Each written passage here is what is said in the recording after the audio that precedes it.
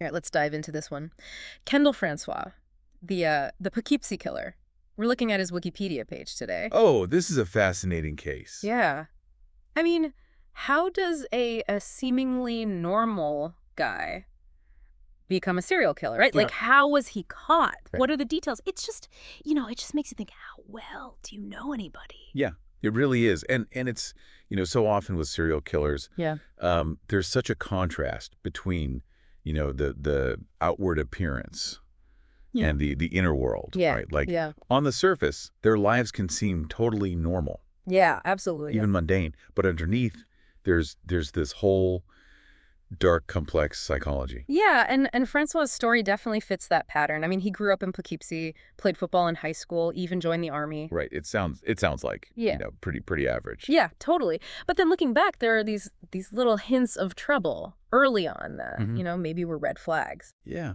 You're right. I mean, even just like his discharge from the army was due to obesity. Right. And then later, he was working as a middle school monitor, and there were these reports about inappropriate behavior with some of the female students. Oh, yeah.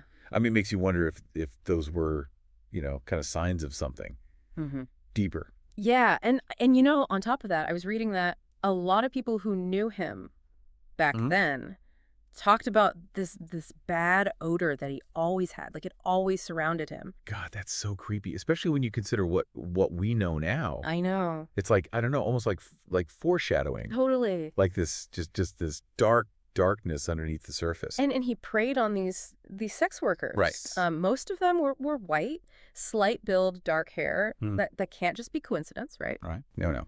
Victim selection, especially with serial killers, it's never random. It often reflects, I don't know, like deep-seated fantasies. This need for power, control, maybe even like some unresolved trauma that they have. Yeah. For Francois to pick women who shared this very specific physical appearance. I mean, it suggests a very particular psychological profile. Yeah. Maybe it points to, like a fixation on a specific type. Maybe somebody from his past. Right. Maybe it's even like a manifestation of a repressed desire. It's hard to know. Right. And it's sad, too, because he chose, these women that were already living on the margins of society, made them even more vulnerable. Absolutely. And that makes these crimes even harder to investigate. Yeah. A lot of times, victims might not be reported missing as quickly. Right. And unfortunately, that plays right into the hands of somebody like Francois. God, and the details of his crimes are just, I mean, he would often strangle his victims during sex. Oh, wow. It's just brutal. Yeah, that specific method, it really does say a lot. It indicates a real fusion of violence and sexual gratification. It shows this twisted need to dominate, to control that goes way beyond just like, a crime of passion. Right.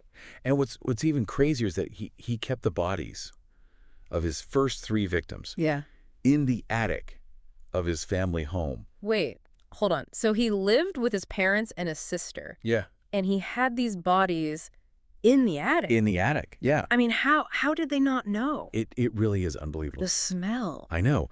I mean, think about it. When bodies decompose, they release all these gases, these fluids. I mean, the stench would be horrible. Yeah. It'd be almost impossible to ignore. So yeah, you're right to question how it went unnoticed for so long. Yeah. I mean, it suggests that Francois was really good at compartmentalizing. Right. But it also makes you wonder about his family. Were they willfully ignorant? Were they turning a blind eye out of fear, denial? Right. Or were they victims themselves? I mean, were they manipulated and controlled by Francois? It's a chilling thought, but you got to consider it. Yeah, you do. And we know that the police, they were aware of Francois. He had this history of violence against sex workers. So they definitely had him on their radar. Right. They even tried, surveillance. They used a wired prostitute to try and get evidence. Wow. But it didn't lead to anything. It's really tough for law enforcement in cases like this. Yeah. It's really hard to build a solid case without that concrete evidence. Yeah. Especially when you're talking about victims that belong to a marginalized group. There's often this lack of trust between sex workers and the police. Makes cooperation difficult. And to make things worse, there was this missed opportunity. In early '98, Francois was arrested for assaulting another sex worker. Right. But he only served a short jail sentence. I mean, it just seems like somebody should have seen something there. It's easy to look back and say that. Yeah. But you got to remember, they didn't have the evidence to connect him to the missing women at that point. Yeah. Even with a misdemeanor assault charge, even with the details, it may not have been enough at the time to launch a full-blown investigation into, whether he was involved in those disappearances. It's a tragic illustration of how the legal system sometimes struggles to protect the most vulnerable. Yeah. But then there's this crazy turning point in the case. It's almost like out of a movie. Okay.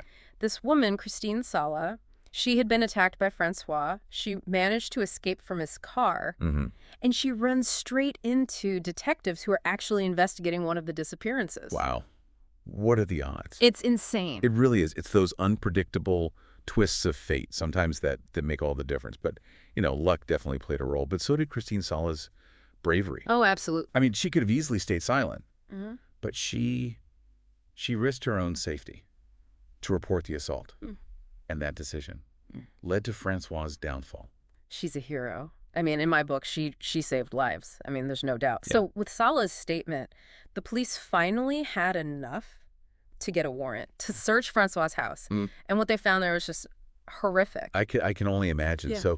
So you're walking into this house, overflowing with garbage. Yeah. The air is thick with the stench of decay. Gosh. And then, amidst all this filth, you discovered the bodies of 8 women. It's hard to wrap your mind around that level of depravity. It's almost impossible to comprehend. Yeah. And what about the impact on the families, on the community? You're right. These cases, they leave lasting scars on a community. Yeah. They shatter this sense of safety, and everyone's forced to confront the reality that evil can lurk anywhere. Yeah. And one of the bodies that they found was Audrey Pugliese, and she hadn't even been reported missing. Wow. So that just adds another layer to the tragedy of it all. It does. It really does. And it makes you wonder. How many others? Yeah, how many other potential victims might be out there? It's a haunting question. It is. Yeah. And, sadly, some victims may never be identified, right, leaving their loved ones just yes in this perpetual state of limbo, searching for answers that might never come. That's awful. And there was another woman, Michelle Eason. She disappeared around the same time, but Francois denied any involvement in her disappearance.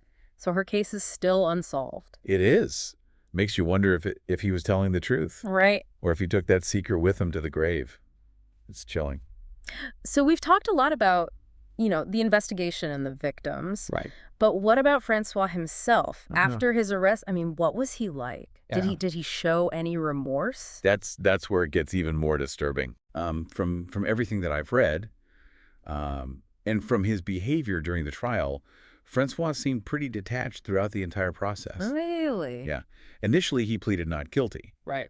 Which is a common legal strategy. Yeah. But as the evidence mounted against him, he did eventually change his plea to guilty. Yeah. And that spared him the death penalty, but it didn't really shed any light on his motivations. Right. And it certainly didn't offer any sense of closure to the families of his victims. Yeah. And there was this one statement he made that really stuck with me. He said, "Killing seemed easier than getting into a relationship." Wow.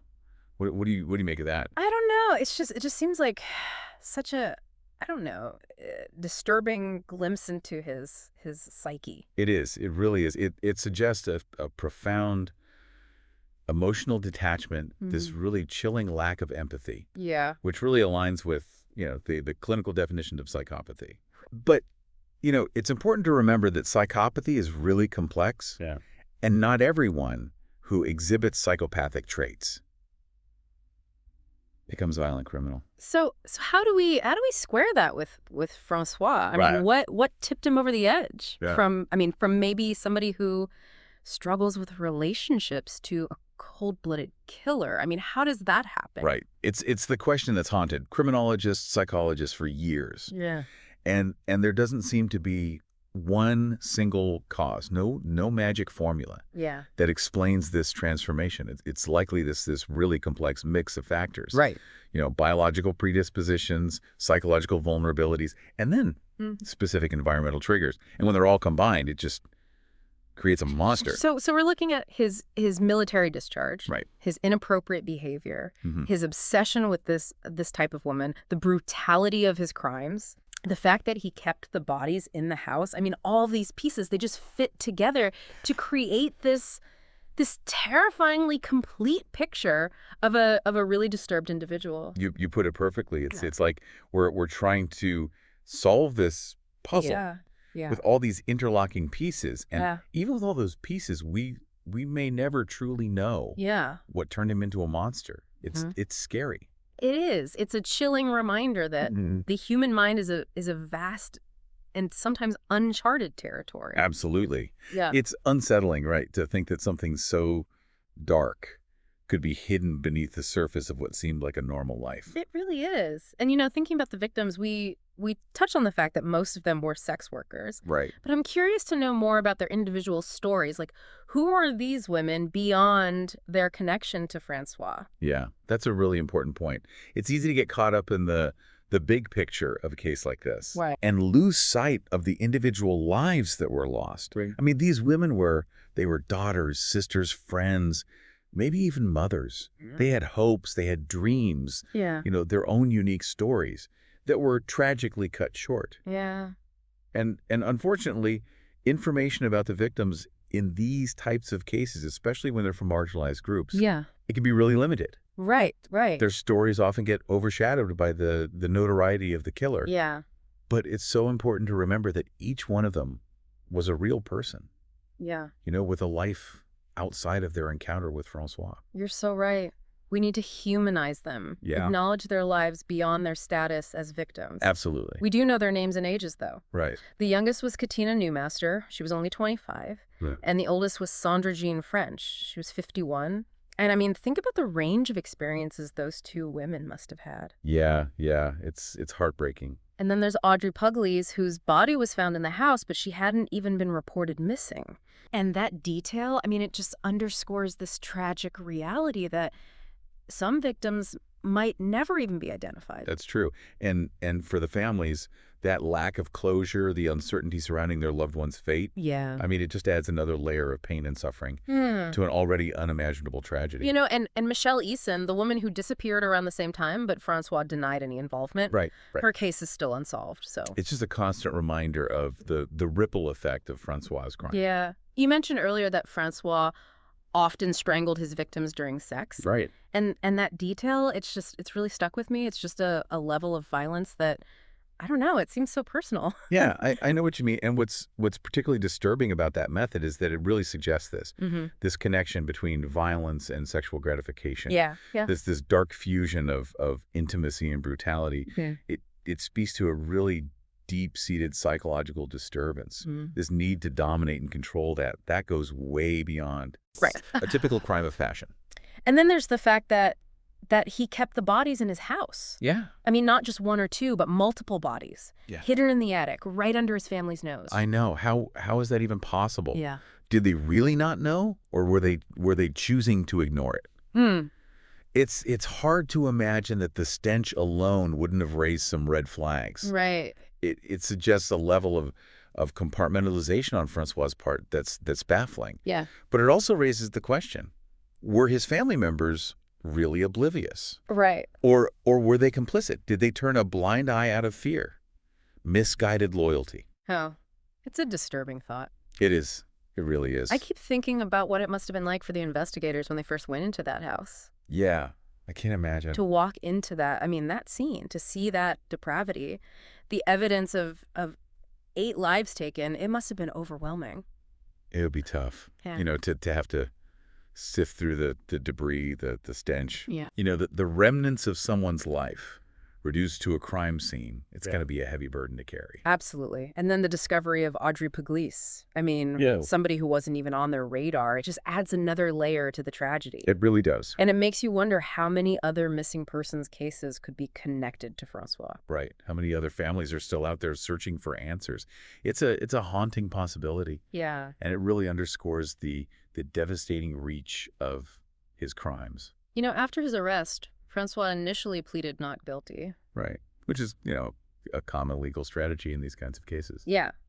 But as the evidence piled up against him, he did eventually change his plea to guilty, and that avoided a potential death sentence. Right. But it left so many questions unanswered. It did. Yeah. And what's particularly disturbing is that even after confessing, Francois showed very little, if any, remorse. Remember that chilling comment he made about killing being easier than getting into a relationship? I mean, that statement really speaks volumes about his emotional detachment, his complete lack of empathy. I mean, it's like looking into the mind of a psychopath. Right. Somebody who sees other people as objects. Yeah. Objects to be used and discarded. Right. And it's hard to reconcile that level of coldness with the seemingly normal facade he presented to the world. I know. It's that duality that makes cases like this so fascinating and so terrifying. Yeah. It shatters this illusion that we can easily categorize people as good or bad, safe or dangerous. Right. Yeah. It's a reminder that evil can hide in plain sight, even in seemingly quiet communities like Poughkeepsie. It's unsettling to think about his difficult military discharge, his inappropriate behavior with those students, his obsession with a specific type of woman, the brutality of his crimes, the fact that he kept the bodies in his home. Yeah. I mean, all of these things, it's like they all fit together to create this really terrifying and complete picture. It's like we're trying to solve this really complex puzzle, piecing together these fragments of his life, trying to understand what went wrong, what turned him into a monster.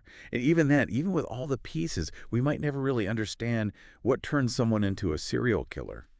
You know, it really makes you think. The human psyche, it's a scary place sometimes. Yeah, it is. I mean, it's a little unsettling to think that, despite all our advances, all our knowledge, there are still some things that we may never truly understand. So I guess that brings me to the question of, where do we go from here? What can we even learn from a case like Kendall Francois? I mean, is there anything we can do to prevent this from happening again to other people? It's a big question, right? Yeah. I mean, especially for those of us who work in fields that are trying to understand and prevent violence. Yeah.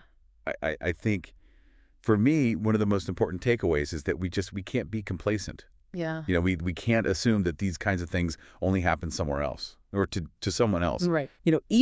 Evil can look like anyone. Yeah. It can hide anywhere. Yeah. Even in quiet communities like Poughkeepsie. So you're saying we need to be more aware. Yeah. More vigilant, not just rely on the police, but we need to take some responsibility too. Exactly. We have to pay attention to the signs. Yeah. Trust our gut. Speak up when something feels off. I mean, it's about creating this culture where we look out for each other. Yeah. And we're not afraid to have those tough conversations. Yeah. I mean, whether it's a kid that's acting out, a neighbor that seems withdrawn, right, or even a friend who says something that alarms you. Yeah. We need to be willing to step in, reach out. Early intervention can make a huge difference. Yeah, that's a really good point.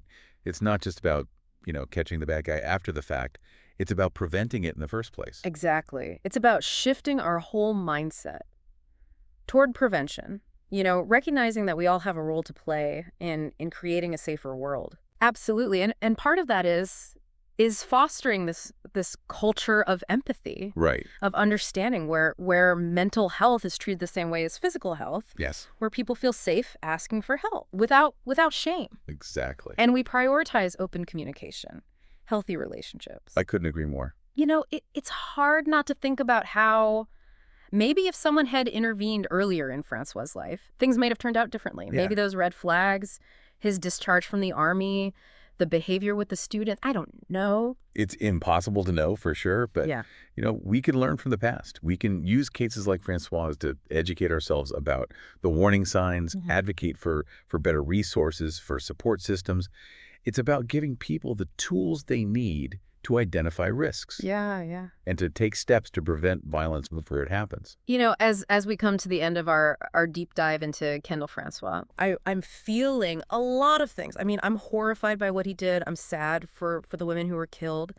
But I also feel motivated to do something, to help prevent this kind of thing from happening again. Or they're all valid feelings. Yeah. It's a lot to take in. There's no easy answers when it comes to violence. But I think that by talking about these difficult things, Yeah. by really shining a light on the dark side of human nature, by promoting empathy and early intervention, we can start to make a difference. Well, we've explored Francois' double life, the brutality of his crimes. We've talked about the victims, the role of chance in his arrest. We even went into the psychology of serial killers and the things that might contribute to these horrific acts. Yeah. But I think the most important thing for me, and hopefully for our listeners, is that even though we may never fully grasp what drives someone to do these things, we can still work to prevent them. Absolutely.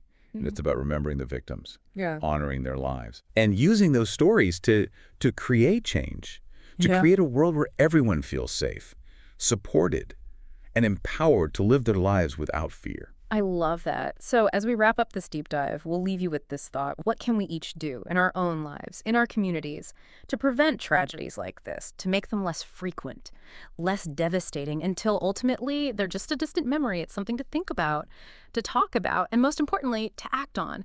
Keep learning, keep questioning, and keep fighting for a better world, one deep dive at a time.